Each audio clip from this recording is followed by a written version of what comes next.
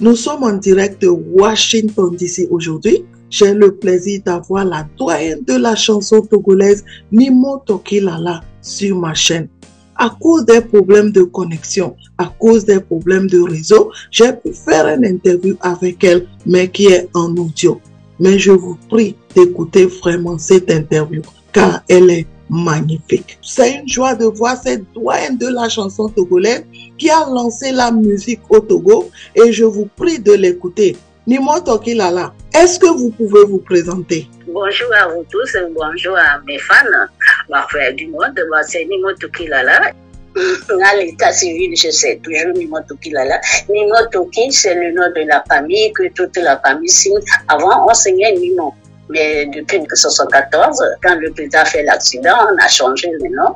Et donc, on a pris Toki parce que Toki, c'est lui qui a créé Kara.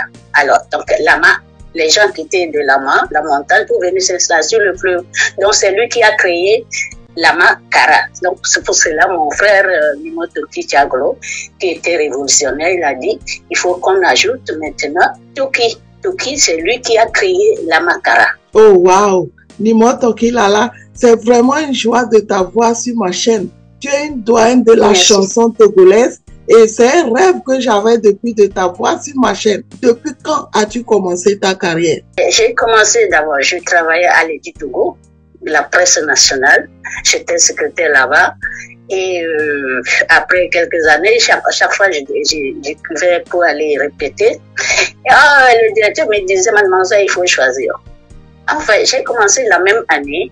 Et puis, comme le directeur ne voulait pas me donner la permission, je suis partie en Côte d'Ivoire et j'ai fait concert là-bas. Et après, je suis partie au Burkina Faso, après le Niger. Et en tout temps, on appelait mon nom à la radio. Nimo Toki Lala est prié de reprendre son service. Bon, moi, j'étais loin, j'ai fait 6 mois et je suis revenue. Les gens me demandaient qu'est-ce qui s'est passé. Je dis, ben, j'étais en voyage et je n'ai plus repris le boulot. Et en même temps, la même année, je suis venue en Europe. Je suis venue en Europe, mais je ne connaissais rien. Je n'étais pas connue. Et moi, je croyais, comme j'ai passé à la télévision togolaise, les gens le lendemain, ah oui, on vous a dit à la télé, c'était bien. Pour moi, je suis connue. Parce que je n'étais connue nulle part. Il fallait que je vienne ici pour voir que je n'étais pas connue. Donc, il fallait suivre les cours de guitare, les cours de chant, les cours de danse. Et c'est après ça, j'ai passé un concours qu'on passe chaque année à RFI. Et j'ai eu le prix. C'est le prix là, vraiment, il fallait avoir, c'est comme la loterie, quoi. Il fallait avoir la chance vraiment 200% de réussite. Parce que c'est toute l'Afrique qui déposait la chanson. Et moi, c'était le dernier jour. Vendredi, j'étais en boîte de nuit et je voyais un frère. Quand j'étais venu, il m'a reçu RFI. Il s'appelle Jean Ozapé à son âme. Il me dit, je chante, je danse. Parce que comme ça, je me suis présentée. Je dis, moi, je chante, je danse. Alors, et quand il me voit, je chante, je danse. Quand il m'a vu en boîte, alors ça va, je chante, je danse. Il y a un concours qui passe chez nous. Au lieu de venir là, ici, tu fais kiling, kiling, kiling. Je dis, un concours? Comment ça se passe? Il dit, mais tu as enregistré quelque chose. Puis me suis là, mais ça finit lundi. Ah? Alors, je suis partie en même temps. J'ai pris le taxi, je suis venue à la maison, j'ai appelé Toto Guillaume, c'est un guitariste camerounais. Je l'ai dit le lendemain samedi, je voulais le voir, je voulais répéter avec lui. Il est venu, on a répété 4 morceaux avec sa guitare et ma voix. Et dimanche, on est rentré au studio et on a enregistré. J'ai mixé en même temps. À la sortie, j'ai couru à RFI. J'arrive là-bas, il était 16h. J'ai fait écouter à Jean Oza, paix à son âme, et puis il a appelé ses collègues de venir écouter quelle chanson on va prendre, parce qu'il faut une chanson. Donc ses collègues sont venus, ils les ont écoutés, ils disent, mais toutes les chansons sont bien. Bon, elle-même, j'ai dit, je ne sais pas. Vous êtes des professionnels, qu'est-ce que je vais déposer? Bon, on va faire tirage au sort. Et c'est comme ça, on a fait tirage au sort, et on a sorti une chanson, La paille et la poutre. Et ça, avec ça, j'ai déposé. Et puis, je suis partie. Donc, un jour, après 3 mois ou 2 mois, je ne sais plus, Je suis partie au cours, je reviens la nuit, j'ouvre la boîte aux lettres. J'étais à la rue L'Écluse. J'ouvre la boîte, je vois RFI. J'ai oublié même. Je dis RFI, qu'est-ce que c'est RFI? J'ouvre, on me dit, je suis parmi les demi-loyaux. Ah! J'étais contente, j'étais émue, quoi. Bon, ok. Et puis ça passait, bon, après un mois, je suis rentrée des cours et je vois encore la lettre radio RFI. Et là, je m'attendais quelque chose, soit oui, vous êtes admise ou pas. J'ouvre, on me dit, je suis lauréate. Wow. Ah, j'étais toute contente, je suis montée dans mon petit studio, j'étais émue, quoi. Bon, bref, après quelques jours, on m'a appelé, on me dit que on va faire une réception à la radio RFI. Donc, ils ont envoyé l'invitation à mon ambassade. L'ambassadeur était là avec tous les lauréats, parce que moi j'avais le premier prix. Donc, avec tous les lauréats, on était 8. Donc, ils ont invité leur ambassade, tout le monde était là. Et c'est le jour-là, on nous a présenté ceux qui ont écouté notre musique, qui ont choisi. Moi, je ne les connaissais pas. Bon, bref. Et après, on m'envoie une lettre pour me dire, c'est au Togo qu'on va la remise des prix. Ah bon? Au Togo? Donc, on m'a emmené au Togo avec le directeur Hervé de Bouge, à l'époque directeur général de RFI. Il était là au Togo avec quelques journalistes de RFI. Et puis, on était logés à l'hôtel Le Bénin. Maintenant, c'est Ibis. Donc, j'étais logé là-bas, puis on a répété avec l'orchestre. Puis, la remise des prix a eu lieu au palais. Et on m'a remis mon prix, premier prix. Donc, j'ai commencé en même temps et je suis venue ici. Donc, je peux dire c'est grâce à RFI que je suis connue. Parce que RFI, c'est comme mannequin, comment on appelle, les Miss. C'est-à-dire, quand on fait Miss, on s'occupe de Miss jusqu'à 1 an. Donc, RFI, quand j'ai eu découverte, donc, c'était des festivals partout, à Genève, partout. J'étais là, on m'appelle, vous allez jouer ici. J'ai joué avec Dalida, Johnny, tout ça là, au festival, mais je ne pouvais pas les parler à l'époque. J'étais petite, je devais avoir 23 ans, donc je ne pouvais pas m'approcher pour les dire bonjour, quoi. Bon, on a partagé la scène ensemble. J'avais mon groupe, j'ai passé, et ils ont passé. Bon, bref, donc c'est grâce à RFI.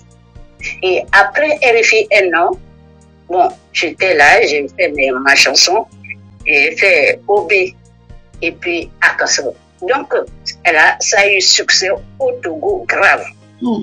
Donc, jusqu'ici, les gens me reconnaissent. Même tout dernièrement, il y a des gens du Canada qui sont venus faire une soirée au palais. On m'a programmé, on m'a appelé du Canada pour me dire, vous êtes programmé pour chanter au palais avec quelques artistes togolais. Donc, j'ai chanté ce morceau. Les gens sortaient pour me donner l'argent. Si tu cherches tu peux voir le morceau là. Et quand j'ai chanté ça, les gens sortaient pour me donner de l'argent. Donc, jusqu'ici, c'est deux morceaux. OB, c'était aimé au nord, au sud. Et Akasso, c'est au nord. Nimo Tokilala, est-ce que vous pouvez me dire, après tout ce parcours-là que vous avez eu, qu'est-ce qui vous a motivé, en fait, à devenir une chanteuse? Depuis l'enfance, j'ai jamais chanté. Et quand j'étais à l'école, j'avais un cahier de 200 pages. Je copiais surtout Gégé Riquet du Bénin. Et puis Myriam Makeba, Malaïga, tout ça, là, j'avais ça dans mon cahier.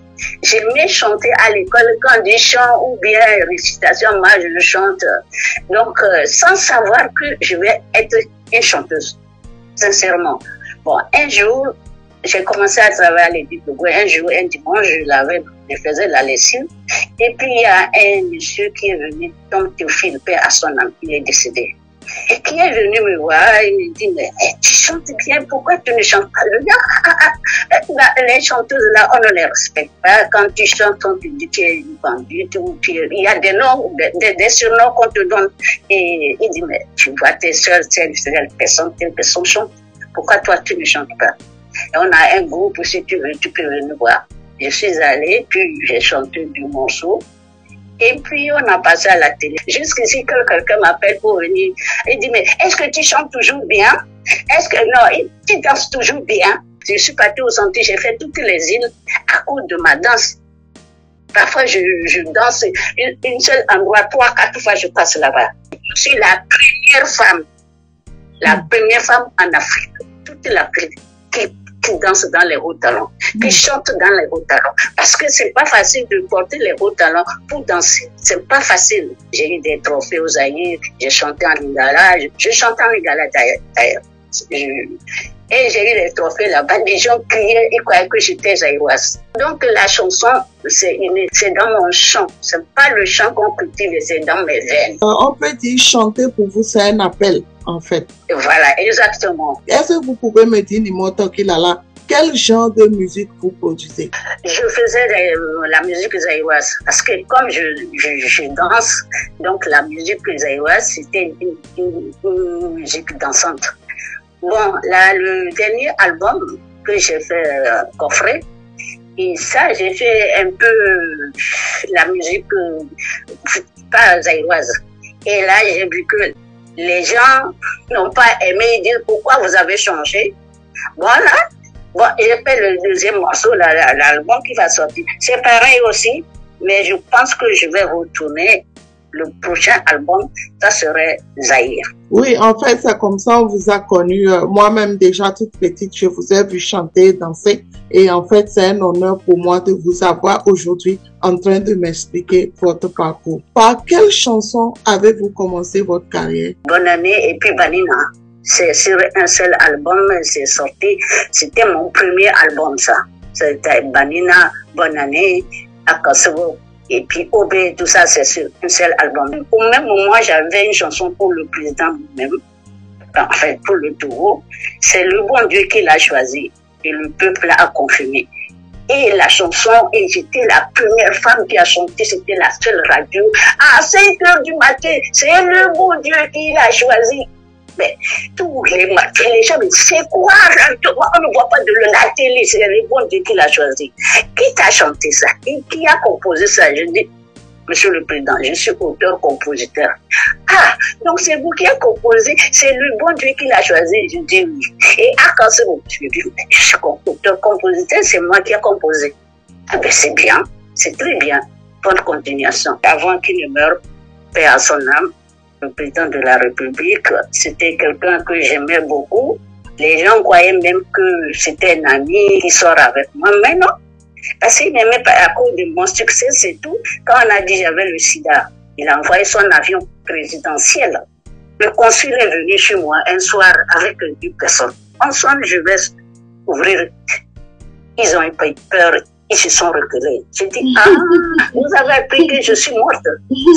Ah bon, tu as appris que tu es morte? J'ai dit, mais oui. Mais pourquoi tu n'es pas venu nous dire? J'ai dit, mais attends, je vais venir à l'ambassade pour dire que je suis morte. Il dit, mais depuis 2 jours, on te cherche. L'ambassadeur nous a envoyé monsieur Alassoma, paix à son âme. Lui aussi, il est décédé. Et j'étais à Marseille pour aller faire du concert. Et on devait rentrer dimanche, mais on devait me recevoir avec les musiciens le dimanche. Donc, on n'est pas rentré, on est rentré que lundi. Et c'est lundi soir, ils sont venus. Il dit, bon, ok, bon, comme tu es là, donc, on va dire ça à l'ambassadeur. Est-ce que demain tu peux passer voir l'ambassadeur? Il n'y a pas de souci. Le lendemain, je suis allée, l'ambassadeur m'a reçu. Quand il a téléphoné, je ne sais pas qui, il parle. Après, j'entends, oui, son excellence, oui, son excellence. Je dis, ah, alors j'ai commencé à avoir peur. Et quand il a parlé, après, il me tend le téléphone. Je prends, allô, c'est quoi ces histoires-là? J'ai dit, vous allez rentrer pour démonter, je vais vous envoyer mon avion. Placez-moi à son excellence. Et j'ai donné le téléphone à son excellence, l'ambassadeur. Ils ont parlé. Et après, l'ambassadeur me dit, mais ma soeur, tu as entendu? Dans 2 semaines, l'avion va venir te chercher. Donc, prépare-toi à partir. C'est là que j'ai vécu l'histoire est grave. Donc, en sortant de chez l'ambassadeur, je descends les escaliers, je commence à pleurer.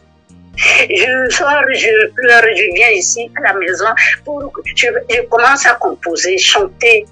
J'ai chanté juste ce qu'Obéissida Lelo. Et c'est juste ce que les gens disaient.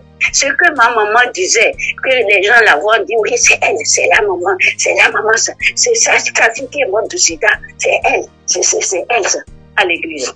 Quand elle va aller dans le monde. Donc, ma maman m'a dit ça.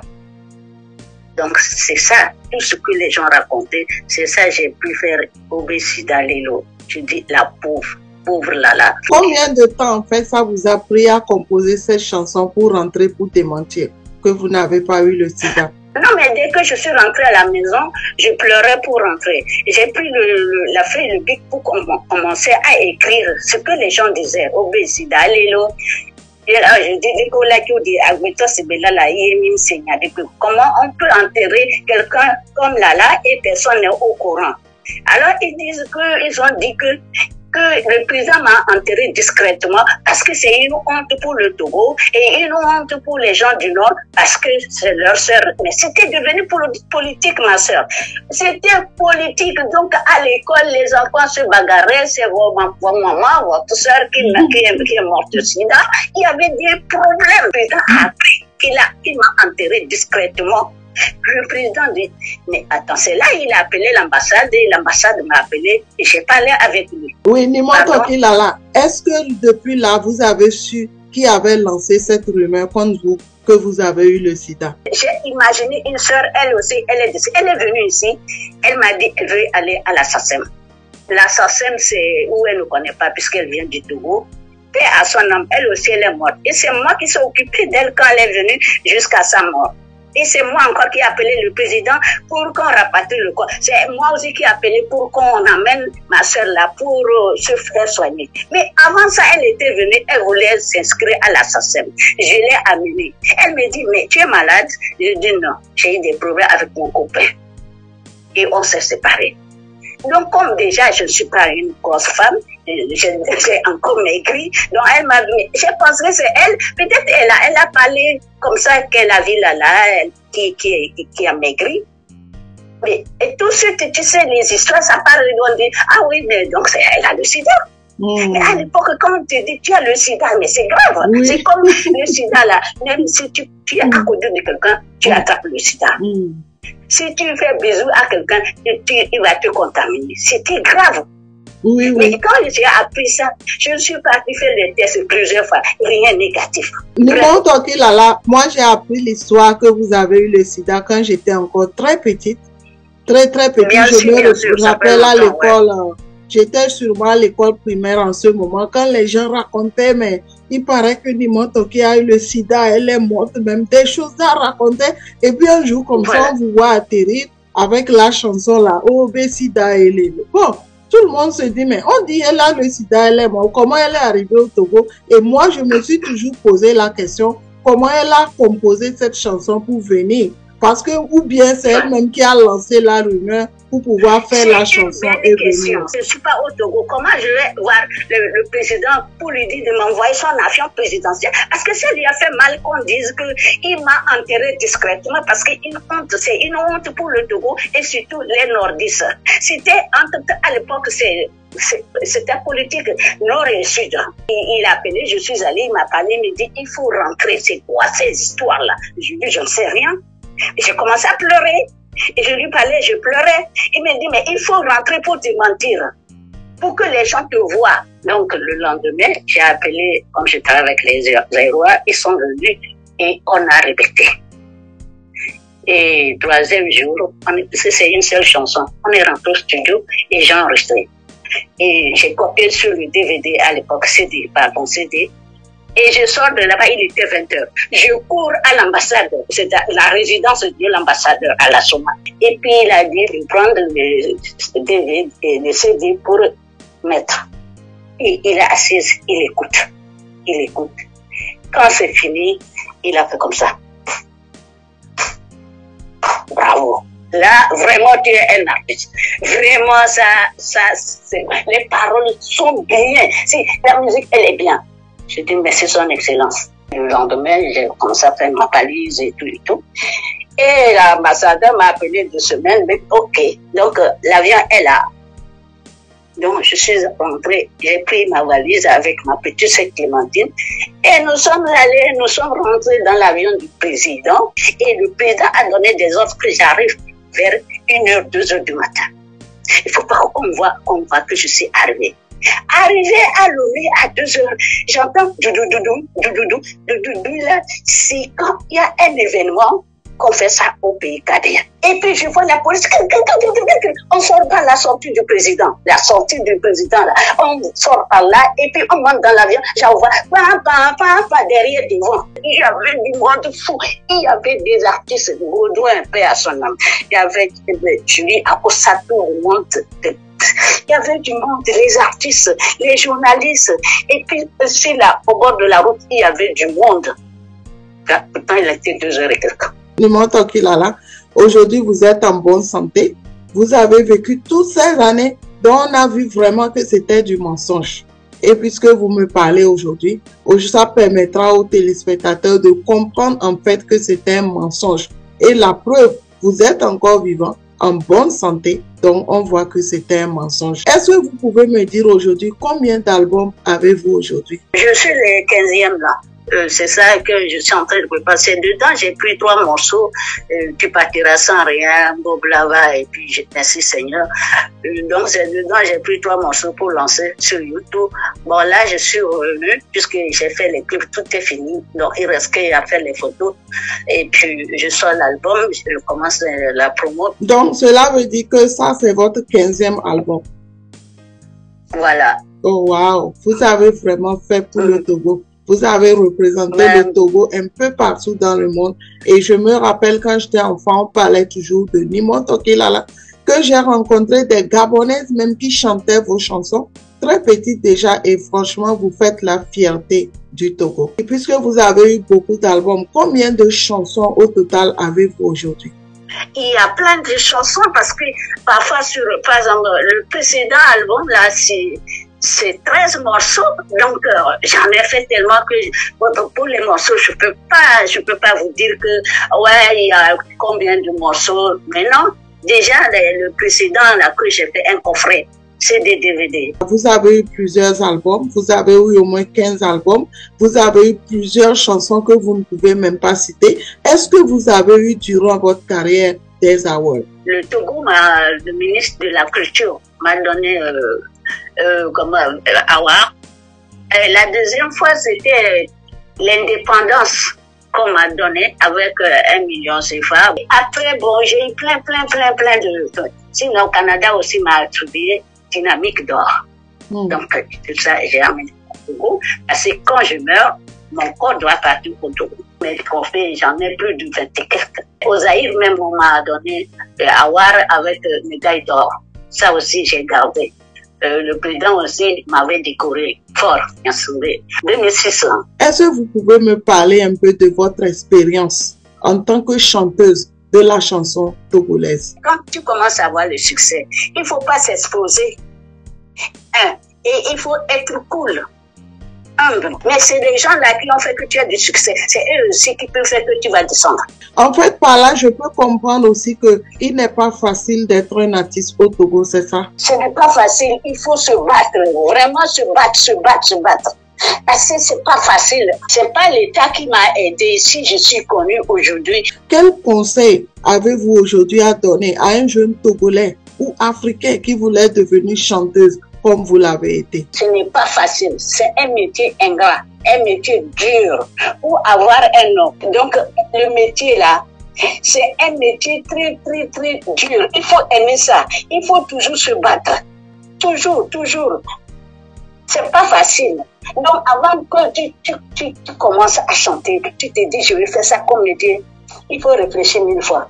Et pour te dire, vraiment, est-ce que tu aimes ça? Est-ce que tu aimes ça?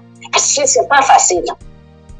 Et surtout, moi, j'ai pas de chance avec l'État. L'État m'a pas aidé. Ce que l'État m'a aidé, le président Etienne Nyasingbe, il m'a envoyé l'avion quand on a déjà le sida, qu'il a envoyé son avion présidentiel me chercher, m'amener et me ramener. Pourtant, quand vous représentez le Togo partout, on parle de Nimon Tokelala, les gens croiraient que le gouvernement est derrière vous, le président est derrière vous, mais c'est ce que tout le monde en pensait. Tout dernièrement, quand je suis partie, la TV2 m'a reçu. On a fait plus d'une heure de temps. Ils m'ont posé cette question. Oui, mais comment le président envoie son avion présidentiel? Nous avons appris que tu sors avec lui. Et je ne sors pas avec lui. Mais j'aimerais savoir, est-ce que vous avez un mot de fin? Je vais dire à mes fans que voilà, je vous remercie. J'espère que mon album va sortir bientôt. J'espère que vous allez aimer comme les autres albums. Je vous fais des gros bisous et puis on se dit à bientôt. Nimon Tokelala, merci beaucoup d'être venu sur ma chaîne.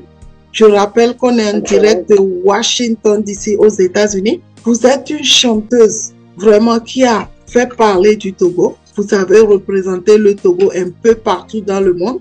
Vous êtes une doyenne de la musique togolaise et moi, c'est un honneur pour moi aujourd'hui de faire cette interview avec vous et d'être en ligne avec vous. Nimon Tokelala. C'est un plaisir. Merci beaucoup d'être venu sur ma chaîne. Merci, c'est un plaisir pour moi que vous m'avez reçu. Je vous remercie beaucoup et j'embrasse tous les gens de Washington. Merci et beaucoup. toutes les fans. Merci beaucoup. Merci beaucoup. Et à la prochaine. Allez, bisous, à bientôt. Merci, au revoir.